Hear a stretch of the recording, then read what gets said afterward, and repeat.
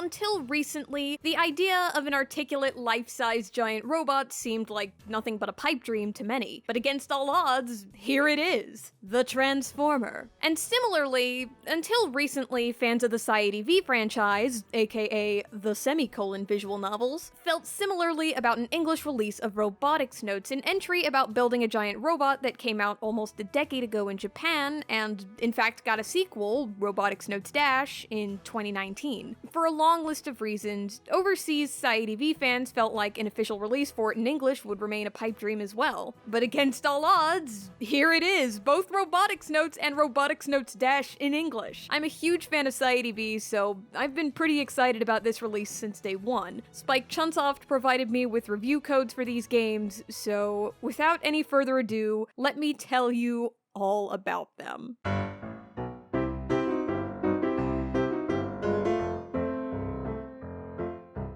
If you were already familiar with Robotics Notes prior to this video, there's a good chance that you remember it from its anime that aired between 2012 and 13. Riding the massive wave of success from Steins Gate's anime, which aired the year prior, Robotics Notes anime is not an awful adaptation, and I realize that that doesn't exactly sound like a compliment, but believe me, for SciADV, that's an achievement. Yeah, despite how the Steins Gate anime is generally the go-to example visual novel fans will point to when we want to talk about visual novel adaptations done right, alas, the same couldn't be less true for Chaos Head and Chaos Child, the former of which is in fact generally ranked up there with Tsukihime and DSE Ray for worst visual novel adaptations of all time. But the anime for Robotics Notes is somewhere in the middle of all this. A few small details are changed or not portrayed as well as they could be, but overall, both as a standalone experience and as an adaptation, it's good. You know, it's not fantastic, but it's good. If you're on the fence about giving the visual novel a try,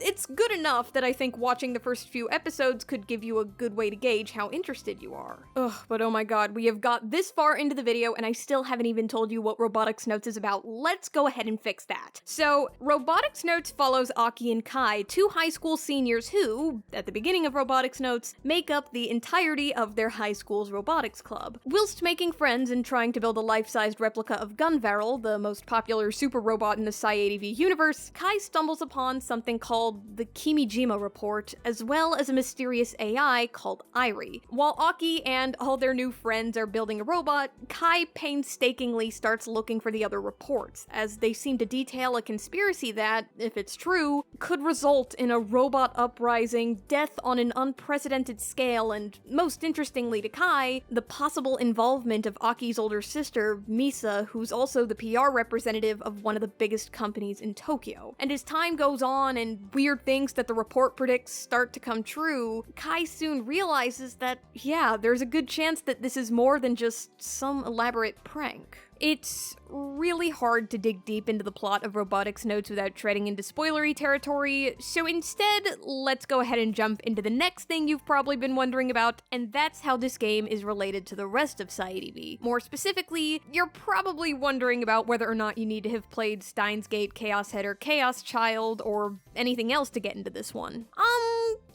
You know, I wouldn't necessarily say that you need to, but it does elevate this game tremendously if you have. Chaos Head is definitely the SciADV entry that's the most relevant to Robotics Notes Elite, so if you want to maybe just play one other game before this, then I would recommend that one. But just to reiterate, while having played other SciADV games will definitely elevate Robotics Notes Elite, it's not a requirement. It really is more self-contained than not, so while references to the events of other SciADV games and cameos from older characters will totally fly over your head, context clues can generally tell you what you need to know. That being said, the same cannot be said for Robotics Notes Dash, which is the other game getting released in this pack. So, Dash here is a direct sequel to Robotics Notes, so right off the bat, yeah, you will have to finish Elite before you can play this one. Additionally, I wouldn't recommend jumping into Dash unless you've either watched or played Steins Gate as well. Ideally, you'll have also played one or both of the Chaos games too, but I think Steins Gate, at the very least, should be your first concern. Luckily for you though, the SciADV franchise is absolutely fantastic, and there's honestly not a single game in it that I wouldn't recommend any day, any time. And I'm happy to say that that includes Robotics Notes. Like the other entries in the series, the story of Robotics Notes is steeped with conspiracy, some super interesting sci-fi, great characters, and, I mean, honestly, is it really a SciADV game if our protagonists don't have a signature drink? But unlike the rest of SciADV, this one is way less dark, spends less time progressing the main plot as it does showing you the everyday lives of the protagonists, doesn't really make much of an effort to be tragic, and also, it's littered with references to various mecha anime, but especially Gundam. In fact, it's pretty close to the beginning of the game, but there's a scene where two characters have a little argument about which is better, Super Robot or Real Robot anime, and that put a huge grin on my face. The correct answer, by the way, in case you were wondering, is Super Robots. Aki is excellent, and I love her, and I'm gonna protect— So, at this point, I want to go ahead and touch on something that I mentioned kinda passively a moment ago, and that's how Robotics Notes is noticeably less dark than the other SciADV entries. While that's not to say that there's no dark moments in the whole game, they're way more few and far between than SciADV's earlier entries. Steins Gate, of course, is super well known about in part because of how grim it gets, and while their anime downplay it quite a bit, Chaos Head and Child are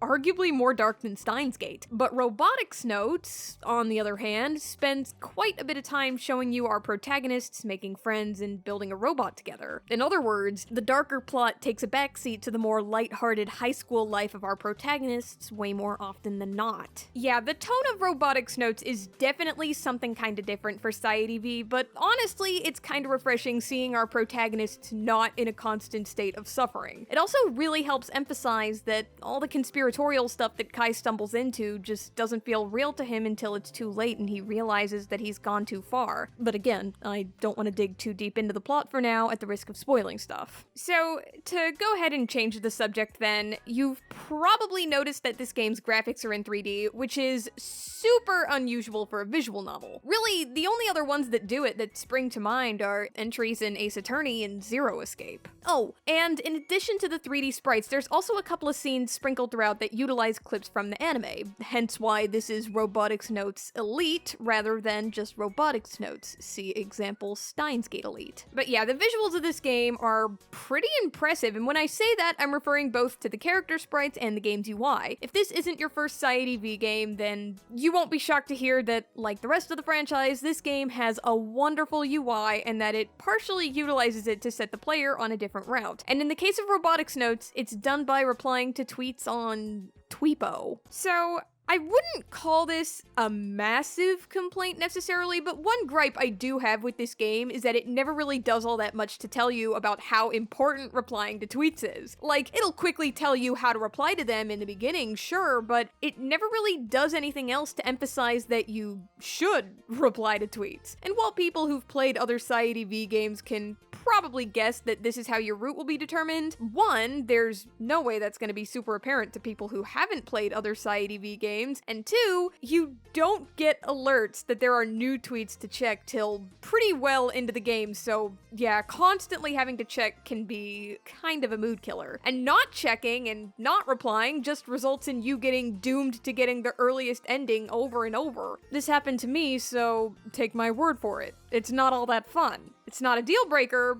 but it is annoying. And while, again, I wouldn't call this a huge complaint, it's probably still my biggest complaint about the game by default just because I don't have a ton of other complaints about it in general. Really, the only other things I can think of is that it takes a while for the main plot to really be more than a blip on the radar, and that the translation is kinda stiff, especially regarding Chaos Head references, not least of all Takumi's name. Well, actually, you know, that's not a stiff translation thing, that's just a straight up error, but I digress. So with all that being said, how does this stack up to other SciADV games? Honestly, like the anime, I'd put it somewhere in the middle. I've never played a SciADV game that I didn't like, you know, like I said earlier, they're all fantastic games, but it's just that it's a good game surrounded by masterpieces, you know? The main cast of characters, for example, is good, and I especially love Aki and Subaru, but, you know, it's really hard to hold a candle to the lab members of Steins Gate. And the story is interesting for sure, but like I said earlier, it takes a while for it to get going, and even when it does, I mean, it's really hard to compete with the incredible story of Chaos Child. But that being said, even a middle-tier SciADV game is still a great game nonetheless. If I had to rank it out of 10, yeah,